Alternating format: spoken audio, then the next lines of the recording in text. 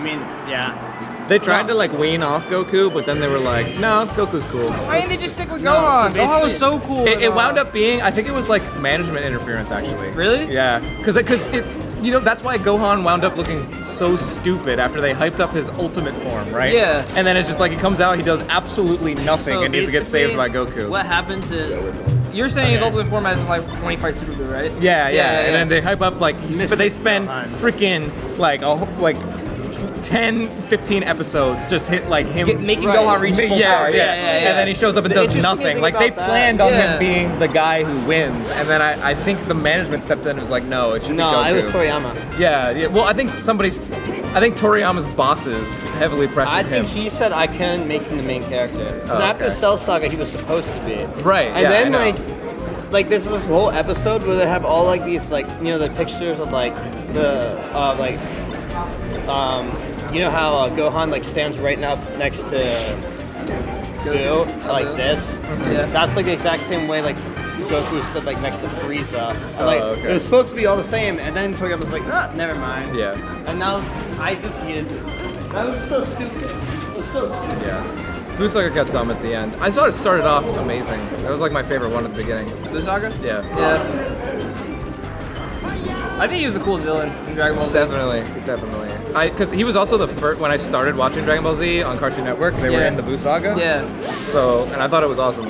I actually got really confused because they all of a sudden, after Vegeta like sacrifices himself, they started the series over. They started from episode 1. So I was so confused. I was like, what's going on? Like, see, you're confused because you started when the Buu Saga started. Right. But like for 2 years, they kept re-showing up until like Pikkon and Goku at the tournament of the world. Yeah. And they would reset it. So finally, when I saw a new episode after that with like Babidi and Spopovich, I was like, oh my god. Yeah.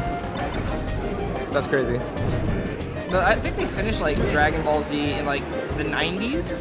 Yeah. But they didn't actually like finish it in the US In America, until yeah. mid-2000s.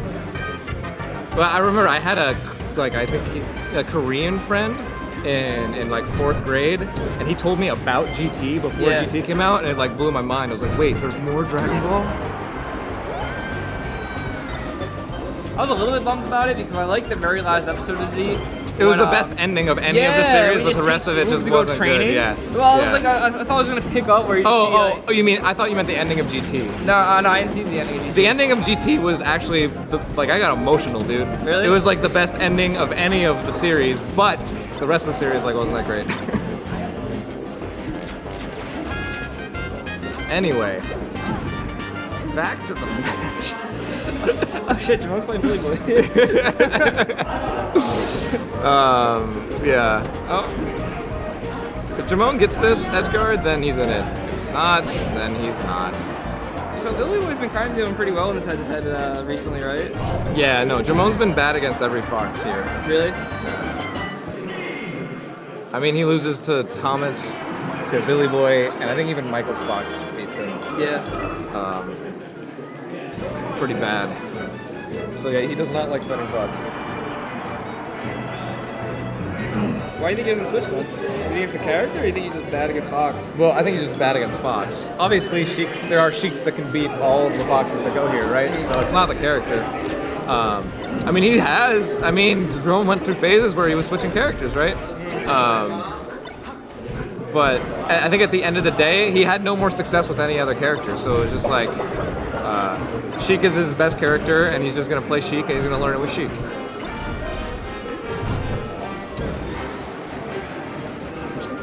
Yeah, so, yeah, we'll see. You go for the up air because it probably wouldn't kill, I imagine. Right. Also, like, you can just keep rinsing and repeating back air. Jamon with that little head shake. You know he hates that. He's seething right now. But he's just so good at holding on to your options once he knocks you off stage. Sure, yeah. It was like, what, he called him out on a jump right there? Yeah. I also think Billy Boy is quite the opportunist when it comes to Shine Gimps. Like, if the possibility's there, he'll go for it more often than not. That's something you got to keep in mind when you play him, that he really likes to go for it when it's possible. Oh, I thought Jamon was going to wall jump. I thought he had the wall jump. There's a wall jump there. Okay. Just grab. No. No, not like this. No. Yeah. Oh my god. That was tough to watch. That was tough to watch. That quarters?